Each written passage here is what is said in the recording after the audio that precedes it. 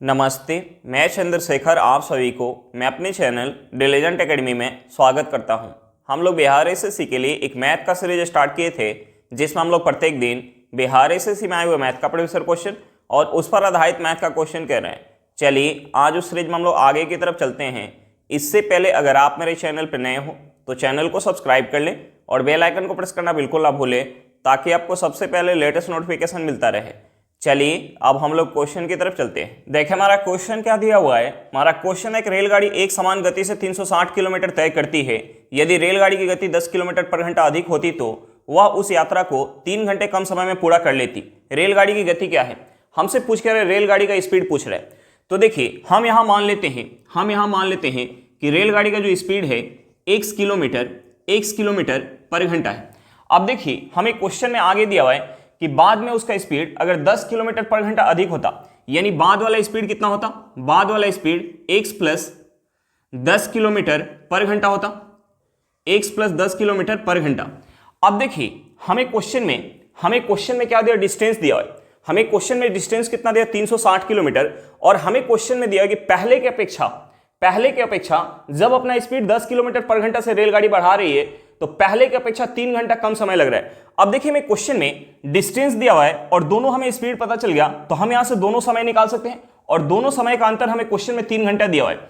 तो देखिए हम यहां से क्या लिख सकते हैं, पहले जो है 360 किलोमीटर की दूरी x किलोमीटर पर घंटा की स्पीड से जा रही है, यानी समय कितना लग रहा होगा 360 बटा x। हम समय कैसे निकालते हैं, समय निकालने के लिए हम डिस्टेंस में स्पीड से भाग देते हैं, यानी पहले समय लग रहा होगा 360 बटा x।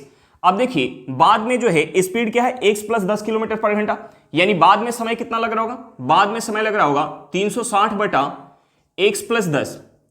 अब देखिए दोनों समय का अंतर हमें क्वेश्चन में क्या दिया, 3 घंटा। दोनों समय का अंतर हमें क्वेश्चन में क्या दिया, 3 घंटा, यानी ये किसके बराबर होगा, 3 घंटे के बराबर होगा। अब देखिए हम इस इक्वेशन से x का वैल्यू निकाल सकते हैं, या तो हम इस इक्वेशन को सॉल्व कर ले या हम यहाँ x का वैल्यू कुछ सोच ले। तो देखिए अगर हम यहाँ पुट कर ले x इक्वल टू 30, तो देखिए हम यहाँ 30 पुट करेंगे तो यहां से हमारा क्या हो जाएगा, ये हमारा हो जाएगा 360 बटा 30। यहां 30 पुट करेंगे तो 30 प्लस 10 क्या हो जाएगा, 40 हो जाएगा, माइनस 360 बटा 40 इक्वल टू 3। अब देखिए हम इसे अगर 30 से काटेंगे तो ये 30 से कितने बार में जाएगा, ये 30 से चला जाएगा 12 बार में। हम इसे अगर 30 से काटेंगे तो ये 30 से कितने बार में जाएगा, 9 बार में, इक्वल टू 3। अब देखिए हम यहाँ 12 में से अगर 9 माइनस करेंगे तो ये हमारा क्या हो जाएगा, ये हमारा हो जाएगा 3, यानी यहां से 3 इक्वल टू क्या निकल के आ गया, 3 निकल के आ गया। यानी यहां से x का वैल्यू हमें क्या पता चल गया, x का वैल्यू पता चल गया 30। यानी रेलगाड़ी की स्पीड हमने क्या मान के रखा था, x किलोमीटर पर घंटा, यानी रेलगाड़ी की स्पीड क्या होगी, पहले जो है रेलगाड़ी की स्पीड 30 किलोमीटर पर घंटा होगी। हमारा आंसर क्या निकल गया, 30 किलोमीटर पर घंटा निकल के आ गया। चलिए क्वेश्चन समझ में आ गया होगा, नेक्स्ट क्वेश्चन पे चलते हैं। देखिए हमारा क्वेश्चन क्या दिया हुआ है। हमारा क्वेश्चन है, एक धावक 3 मिनट 40 सेकंड में 7 मीटर त्रिज्या वाले एक वृत्ताकार मैदान के 8 चक्कर लगाता है, उसकी चाल कितनी है। हमसे पूछ के रहे, स्पीड पूछ रहे। अब देखिए हमें क्वेश्चन में समय दिया हुआ है और हमसे पूछ के रहे स्पीड पूछ रहे। तो देखिए स्पीड निकालने के लिए हमें क्या चाहिए, हमें चाहिए समय और डिस्टेंस। तो हमें सबसे पहले उस धावक द्वारा तय की गई दूरी निकालना होगा। अब देखिए हमें क्वेश्चन में दिया हुआ है कि 7 मीटर त्रिज्या वाले एक वृत्ताकार मैदान के 8 चक्कर लगाता है। तो देखिए मैदान के 8 चक्कर लगा रहा है, तो मैदान के परिधि के बराबर एक चक्कर में दूरी तय कर रहा होगा। मैदान कैसा है, वृत्ताकार है। तो देखिए वृत्त के परिधि का फॉर्मूला क्या होता है, वृत्त के परिधि का फॉर्मूला होता है 2πr। वृत्त के परिधि का फॉर्मूला होता है 2πr। अब देखिए परिधि में अगर हम 8 से गुना कर देंगे तो हमारा क्या निकल के आ जाएगा, उसके द्वारा तय की गई दूरी, क्योंकि चक्कर कितना लगा रहा है, 8 चक्कर लगा रहा है। अब देखिए मैं क्वेश्चन में रेडियस कितना दिया, 7 मीटर दिया, तो हम यहाँ पाई और आर का वैल्यू पुट करेंगे तो यहां से हमारा हो जाएगा 2 गुने 22/7। रेडियस हमें क्वेश्चन में क्या दिया, 7 मीटर गुने 8। अब देखिए 7 से हमारा 7 कट जाएगा, हम यहाँ गुना करेंगे तो ये हमारा कितना हो जाएगा, 22 दूनी 44, 44 में 8 से गुना करेंगे तो ये हमारा हो जाएगा 8 चौके 32 के 2, हाथ में 3, 8 चौके 32, 32 और 3 कितना हो जाएगा 35। यानी यहां से दूरी क्या निकल के आ गया, 352 मीटर निकल के आ गया। अब देखिए दूरी हमारा निकल के आ गया, दूरी क्या निकल के आ गया, दूरी निकल के आ गया 352 मीटर। और हमें क्वेश्चन में समय क्या दिया हुआ है, समय दिया है 3 मिनट 40 सेकेंड। तो अगर हम इस पूरे समय को सेकंड में चेंज करेंगे तो ये हमारा क्या हो जाएगा, पूरे समय को सेकंड में चेंज करेंगे तो ये हमारा हो जाएगा 220 सेकंड। ये हमारा क्या हो जाएगा 220 सेकंड। अब देखिए हमें जो है डिस्टेंस पता चल गया और हमें क्वेश्चन में टाइम दिया हुआ है, तो हम यहां से स्पीड निकाल सकते हैं। स्पीड निकालने के लिए हम क्या करेंगे, स्पीड निकालने के लिए हम जो है दूरी में समय से भाग देंगे, दूरी में समय से भाग देंगे। ये हमारा हो जाएगा मीटर पर सेकंड। यहां से जो हमारा स्पीड निकलेगा वो मीटर पर सेकंड में निकलेगा। अब देखिए हम इसे 4 से काट सकते हैं। इसे अगर 4 से काटेंगे तो ये 4 से 88 बार में जाएगा। इसे 4 से काटेंगे तो ये 4 से कितने बार में जाएगा, 55 बार में। हम इसे 11 से काट सकते हैं। 11 से काटेंगे तो ये 11 से 8 बार में जाएगा। ये 11 से 5 बार में जाएगा। यानी यहां से हमारा स्पीड क्या निकल के आएगा, यहां से हमारा स्पीड निकल के आएगा 8/5 मीटर पर सेकेंड। अब देखिए अगर हमसे स्पीड किलोमीटर पर घंटा में पूछे तो हम इसमें क्या करेंगे, 18/5 से गुना करेंगे।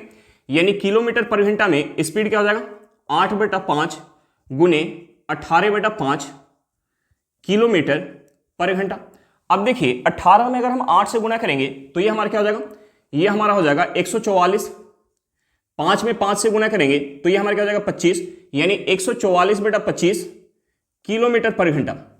अब देखिए हमारा आंसर जो है मीटर पर सेकंड में क्या निकल के गया, 8/5 मीटर पर सेकंड। किलोमीटर पर घंटा में क्या निकल के गया, 144/25 किलोमीटर पर घंटा।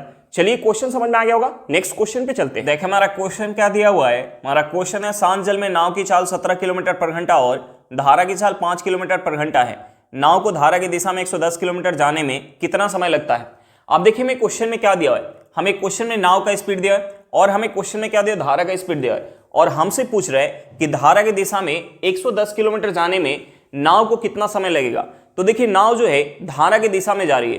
तो देखिए जब नाव धारा की दिशा में जाती है तो उस केस में क्या होता है, नाव का स्पीड और धारा की स्पीड ऐड हो जाता है। अब देखिए हमें क्वेश्चन में नाव का स्पीड कितना दिया, 17 किलोमीटर पर घंटा। धारा की स्पीड कितना दिया, 5 किलोमीटर पर घंटा। तो देखिए नाव जो है धारा की दिशा में जाएगी तो धारा की दिशा की स्पीड क्या हो जाएगा, 17 किलोमीटर पर घंटा प्लस 5 किलोमीटर पर घंटा। हम इसे ऐड करेंगे तो ये हमारा क्या हो जाएगा, ये हमारा हो जाएगा 22 किलोमीटर पर घंटा। अब देखिए धारा की दिशा का स्पीड क्या निकल के आ गया, 22 किलोमीटर पर घंटा। यानी हमारा स्पीड क्या निकल के आ गया, स्पीड निकल के आ गया 22 किलोमीटर पर घंटा। नाव जो है कितना दूरी तय कर रही है, दूरी हमें क्वेश्चन में क्या दिया, दूरी हमें क्वेश्चन में दिया हुआ है 110 किलोमीटर।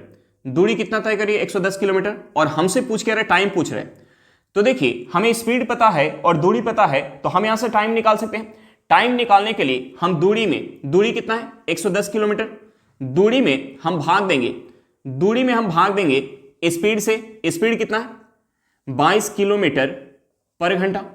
अब देखिए 22 से 110 कितने बार में जाएगा, 5 बार में। यानी यहां से हमारा टाइम क्या निकल के आ जाएगा, यहां से हमारा टाइम निकल के आ जाएगा 5 घंटा। यानी धारा की दिशा में 110 किलोमीटर जाने में नाव को कितना समय लगेगा, 5 घंटा का समय लगेगा। हमारा आंसर क्या निकल के आएगा, 5 घंटा निकल के आएगा। चलिए क्वेश्चन समझ में आ गया होगा। नेक्स्ट क्वेश्चन पे चलते हैं। देखिए हमारा क्वेश्चन क्या दिया हुआ है। हमारा क्वेश्चन है यदि a + b = 12 और a × b = 17 है तो aq + bq का मान क्या होगा। हमसे पूछ के रहे aq + bq का मान पूछ रहे हैं। हमसे पूछ रहे a cube plus b cube का मान पूछ रहे हैं। तो देखिए हम इसके बराबर क्या लिख सकते हैं, हम इसके बराबर लिख सकते हैं a + b का whole cube minus 3 into ab into a + b। अब देखिए हमें क्वेश्चन में a + b = कितना दिया, 12 दिया। a इंटू b = कितना दिया, 17 दिया है। तो देखिए हम यहां अगर a + b का वैल्यू पुट करेंगे, a इंटू b का वैल्यू पुट करेंगे और यहां a + b का वैल्यू पुट करेंगे तो यहां से हमारा क्या निकल के आ जाएगा, aq + bq निकल के आ जाएगा। अब देखिए a + b = हमें क्वेश्चन में क्या दिया, 12। तो हम यहां 12 पुट करेंगे तो ये हमारा हो जाएगा 12 का क्यूब। यहां हमारा a इंटू b = क्या दिया, 17 दिया। तो हम यहां 17 पुट करेंगे तो ये हमारा हो जाएगा 3 गुने, ये हमारा हो जाएगा 3 गुने 17। ये हमारा हो जाएगा 3 गुने 17। और a + b = हमें क्वेश्चन में कितना दिया, 12 दिया। तो ये हमारा हो जाएगा 12 हो जाएगा। अब देखिए 12 का अगर हम क्यूब करेंगे तो ये हमारा क्या हो जाएगा, 12 का क्यूब करेंगे तो ये हमारा हो जाएगा 1728। ये हमारा क्या हो जाएगा 1728। हम यहाँ गुना करेंगे तो ये हमारा कितना हो जाएगा, 17 में 3 से गुना करेंगे तो ये हमारा हो जाएगा 51। 51 में अगर हम 12 से गुना करेंगे, 51 में अगर हम 12 से गुना करेंगे तो देखिए 51 में अगर हम 10 से गुना करेंगे तो ये हमारा क्या हो जाएगा 510 हो जाएगा। 51 में अगर हम 2 से गुना करेंगे तो ये हमारा हो जाएगा 102। 102 को अगर हम 510 में ऐड करेंगे तो ये हमारा क्या हो जाएगा, ये हमारा हो जाएगा 612। ये हमारा क्या हो जाएगा 612। अब देखिए हम इसमें से अगर 612 माइनस करेंगे तो यहां से हमारा a cube minus b cube निकल के आ जाएगा। हम इसमें से 612 माइनस करेंगे तो ये हमारा हो जाएगा 8 में से अगर हम 2 माइनस करेंगे तो ये हमारा हो जाएगा 6, 2 में से 1 माइनस करेंगे तो 1 हो जाएगा। उसके बाद हम 17 में से 6 माइनस करेंगे तो ये हमारा हो जाएगा 11। यानी यहां से हमारा a cube plus b cube equal to क्या निकल के आ गया, 1116 निकल के आ गया। हमारा आंसर क्या निकल के आ गया, 1116 निकल के आ गया। चलिए क्वेश्चन समझ में आ गया होगा, नेक्स्ट क्वेश्चन पे चलते हैं। देखिए हमारा क्वेश्चन क्या दिया हुआ है। हमारा क्वेश्चन है, एक त्रिभुज के कोनों की माप 3:4:8 है। तीनों कोनों में से सबसे छोटे कोण की माप क्या होगी। हमसे पूछ के रहा है सबसे छोटा कोण पूछ रहा है। अब देखिए हमें क्वेश्चन में रेशियो क्या दिया है, रेशियो हमें क्वेश्चन में दिया हुआ है 3:4:8 दिया है। तो देखिए हमने मान लिया कि एक कोण की माप अगर 3 यूनिट है तो दूसरे कोण की माप क्या है 4 यूनिट और तीसरे कोण की माप क्या है 8 यूनिट। तो हम यहां से त्रिभुज के तीनों कोणों का योग निकाल सकते हैं। हम यहां से अगर योग निकालेंगे तो यहां से हमारा योग क्या निकल के आ जाएगा, यहां से हमारा योग निकल के आ जाएगा 15 यूनिट। अब देखिए त्रिभुज के तीनों कोणों का योग कितना होता है 180 डिग्री और यहां से हमारा योग कितना निकल के 15 यूनिट। यानी ये 15 यूनिट किसके बराबर होगा, 180 डिग्री के बराबर होगा। 15 यूनिट किसके बराबर होगा, 180 डिग्री के बराबर। तो हम यहां से 1 यूनिट का वैल्यू निकाल सकते हैं। 1 यूनिट किसके बराबर होगा, 12 डिग्री के बराबर होगा। और हमसे पूछ क्या रहा है, सबसे छोटे कोण की माप पूछ रहा है। तो देखिए सबसे छोटा कोण क्या होगा, 3 यूनिट वाला। यानी हमें 1 यूनिट का वैल्यू पता है तो हम यहां से 3 यूनिट का वैल्यू निकाल सकते हैं। 3 यूनिट का वैल्यू क्या हो जाएगा 36 डिग्री। हमारा आंसर क्या निकल के आएगा, 36 डिग्री निकल के आएगा। चलिए क्वेश्चन समझ में आ गया होगा, नेक्स्ट क्वेश्चन पे चलते हैं। देखिए हमारा क्वेश्चन क्या दिया हुआ है। हमारा क्वेश्चन है, एक समद्विबाहु त्रिभुज का परिमाप 91 सेंटीमीटर है। यदि समान भुजाओं में से एक की माप 28 सेंटीमीटर है तो असमान भुजा का मान क्या है। हमसे पूछ के रहा है, समान भुजा का मान पूछ रहा है। अब देखिए समान भुजाओं में से एक की माप हमें क्वेश्चन में क्या दिया, समान भुजाओं में से एक की माप हमें क्वेश्चन में 28 सेंटीमीटर दिया हुआ है। तो दूसरी की माप क्या होगी, दूसरी की भी माप होगी 28 सेंटीमीटर। दूसरी की भी माप क्या होगी 28 सेंटीमीटर। और असमान भुजा का माप हम मान लेते हैं 1 सेंटीमीटर। असमान भुजा का माप हम मान लेते हैं 1 सेंटीमीटर। अब देखिए तीनों भुजा की अगर हमें लंबाई पता चल गया तो हम यहां से त्रिभुज का परिमाप निकाल सकते हैं। त्रिभुज का परिमाप निकालने के लिए हम क्या करते हैं, तीनों भुजा की लंबाई का हम योग करते हैं। तो देखिए यहां से हमारा परिमाप क्या हो जाएगा, यहां से परिमाप हो जाएगा 28 centimetre plus 28 centimetre plus 1 centimetre. और हमें क्वेश्चन में परिमाप क्या दिया, 91 सेंटीमीटर। यानी ये किसके बराबर होगा, ये जो होगा 91 सेंटीमीटर के बराबर होगा। अब देखिए हम इस इक्वेशन से x का वैल्यू निकाल सकते हैं। 28 में 28 ऐड करेंगे ये हमारा क्या हो जाएगा 56 हो जाएगा। और इस 56 को अगर हम इस साइड लेके आएंगे तो हमारा प्लस में तो माइनस में हो जाएगा। यानी हम यहां से लिख सकते हैं, हम यहां से लिख सकते हैं x इक्वल टू 91 माइनस 56। अब देखिए 91 में से अगर हम 56 माइनस करेंगे तो ये हमारा क्या हो जाएगा, 91 में से 56 माइनस करेंगे तो ये हमारा क्या हो जाएगा, ये हमारा हो जाएगा 35। ये हमारा क्या हो जाएगा 35। यानी यहां से हमारा x इक्वल टू क्या निकल के आएगा 35। यानी असमान भुजा की लंबाई क्या निकल के आ गया 35 सेंटीमीटर। हमारा आंसर क्या निकल के आ गया 35 सेंटीमीटर निकल के आ गया। चलिए क्वेश्चन समझ में आ गया होगा, नेक्स्ट क्वेश्चन पे चलते हैं। देखिए हमारा क्वेश्चन क्या दिया हुआ है। हमारा क्वेश्चन है, एक वृत्ताकार पार्क जिसका व्यास 210 मीटर है के चारों ओर बाह्यतः 5 मीटर चौड़ा पथ का क्षेत्रफल क्या है। हमसे पूछ के रहा है, रास्ता का क्षेत्रफल पूछ रहा है। अब देखिए मैं क्वेश्चन में एक वृत्ताकार पार्क दिया है, हमें क्वेश्चन में एक वृत्ताकार पार्क दिया जिसके चारों ओर 5 मीटर चौड़ा जो है एक रास्ता बनाया जा रहा है। जिसके चारों ओर 5 मीटर चौड़ा एक रास्ता बनाया जा रहा है। और हमसे पूछ के रहा है, रास्ता का क्षेत्रफल पूछ रहा है। रास्ता की चौड़ाई हमें क्वेश्चन में क्या दिया 5 मीटर। और हमें क्वेश्चन में क्या दिया, हमें क्वेश्चन में वृत्ताकार पार्क का हमें व्यास दिया है। हमें व्यास कितना दिया, हमें व्यास दिया हुआ है 210 मीटर। हमें व्यास कितना दिया 210 मीटर दिया। अब देखिए हमें व्यास दिया हुआ है तो हम यहां से पार्क का रेडियस निकाल सकते हैं। रेडियस क्या हो जाएगा, व्यास का आधा हो जाएगा। हम इसका आधा करेंगे तो ये हमारा क्या हो जाएगा 105 मीटर हो जाएगा। अब देखिए अंदर वाले यानी पार्क का रेडियस क्या निकल के आ गया, पार्क का रेडियस निकल के आ गया 105 मीटर। पार्क का रेडियस क्या निकल के आ गया 105 मीटर। अब देखिए हमसे पूछ रहे हैं इस रास्ता का क्षेत्रफल। तो देखिए बाहर वाले वृत्त का क्षेत्रफल निकाल के और अंदर वाले वृत्त का क्षेत्रफल निकाल के माइनस करेंगे तो हमारा यहां से रास्ता का क्षेत्रफल निकल के आ जाएगा। यानी इस क्षेत्र का क्षेत्रफल निकल के आ जाएगा। अब देखिए अंदर वाले वृत्त का हमें रेडियस पता है कि 105 मीटर है। बाहर वाले वृत्त का रेडियस क्या होगा, यहां से यहां तक की लंबाई क्या है 105 मीटर और यहां से यहां तक की लंबाई क्या है 5 मीटर, यानी बाहर वाले वृत्त का रेडियस क्या हो जाएगा, बाहर वाले वृत्त का रेडियस हो जाएगा 110 मीटर। ये कितना हो जाएगा 110 मीटर हो जाएगा। अब देखिए वृत्त के क्षेत्रफल का फॉर्मूला क्या होता है, वृत्त के क्षेत्रफल का फॉर्मूला होता है पाई आर स्क्वायर। वृत्त के क्षेत्रफल का फॉर्मूला क्या होता है पाई आर स्क्वायर, और हमसे जो है इस रास्ता का क्षेत्रफल पूछ रहा है, तो बाहर वाले वृत्त का क्षेत्रफल निकालेंगे और उसमें से अंदर वाले वृत्त का क्षेत्रफल माइनस करेंगे तो हमारा रास्ता का क्षेत्रफल निकल के आ जाएगा। यानी रास्ता का क्षेत्रफल क्या हो जाएगा, रास्ता का क्षेत्रफल हो जाएगा पाई, बाहर वाले वृत्त का रेडियस क्या है 110 मीटर, तो ये हमारा हो जाएगा 110 का स्क्वायर माइनस पाई, अंदर वाले वृत्त का रेडियस क्या है 105 मीटर, तो ये हमारा हो जाएगा 105 का स्क्वायर। अब देखिए हम यहां से पाई कॉमन ले सकते हैं, हम यहां से पाई कॉमन ले सकते हैं, अंदर अगर हमने 110 का स्क्वायर करेंगे तो ये हमारा क्या हो जाएगा 11 का स्क्वायर क्या होता है 121, तो ये हमारा हो जाएगा 121 पे 2 जीरो माइनस ये हमारा क्या हो जाएगा, ये हमारा हो जाएगा 110 25, 105 का स्क्वायर क्या हो जाएगा 110 25 हो जाएगा। अब देखिए हम यहाँ माइनस करेंगे तो यहां से हमारा क्या हो जाएगा, हम यहाँ माइनस करेंगे तो देखिए 10 में से 5 माइनस करेंगे तो ये हमारा क्या हो जाएगा 5 हो जाएगा। उसके बाद यह हमारा क्या है 9 है, 9 में से अगर हम 2 माइनस करेंगे तो ये हमारा क्या हो जाएगा 7 हो जाएगा। यह हमारा क्या है 0, 0 में से 0 माइनस करेंगे 0 हो जाएगा। यह हमारा क्या है 12 और ये हमारा क्या है 11, 12 में से 11 माइनस करेंगे ये हमारा क्या हो जाएगा 1 हो जाएगा। यानी यहां से हमारा क्या निकल के गया 1075 pi metre square, 1075 pi metre square, यानी रास्ता का क्षेत्रफल क्या निकल के आ गया 1075 पाई मीटर स्क्वायर निकल के आ गया। चलिए क्वेश्चन समझ में आ गया होगा, नेक्स्ट क्वेश्चन पे चलते हैं। देखिए हमारा क्वेश्चन क्या दिया हुआ है, हमारा क्वेश्चन है एक आयत की लंबाई 11% घटाई जाए तथा चौड़ाई 11% बढ़ाई जाए तो क्षेत्रफल पर क्या प्रभाव पड़ेगा।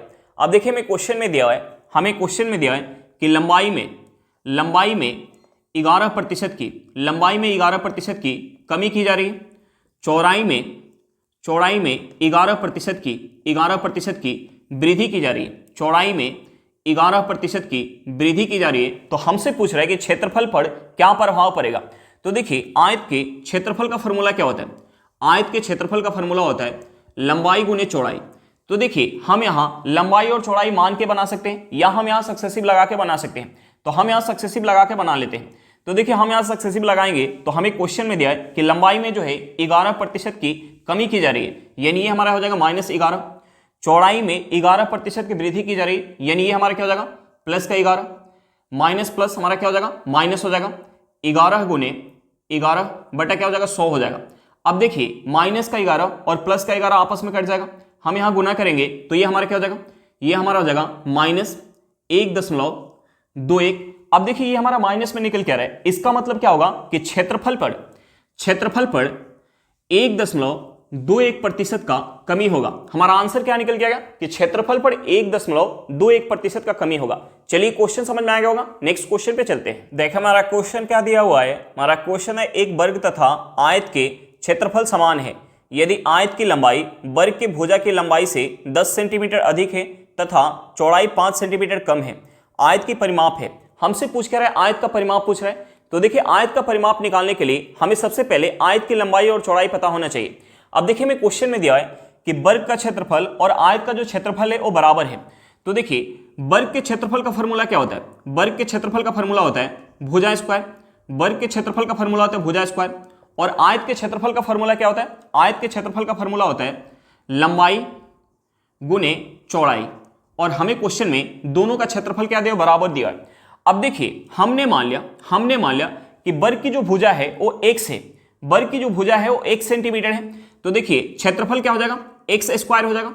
हमने वर्ग का भुजा क्या मान लिया 1 सेंटीमीटर, तो क्षेत्रफल क्या हो जाएगा x स्क्वायर। अब देखिए मैं क्वेश्चन में दिया है कि वर्ग की भुजा की जो लंबाई है उससे आयत की जो लंबाई है वो 10 सेंटीमीटर अधिक है, यानी आयत की लंबाई क्या हो जाएगी x प्लस 10 सेंटीमीटर और चौड़ाई जो है वो 5 सेंटीमीटर कम है, यानी चौड़ाई क्या हो जाएगी x माइनस 5 सेंटीमीटर। अब देखिए हम इस इक्वेशन से x का वैल्यू निकाल सकते हैं।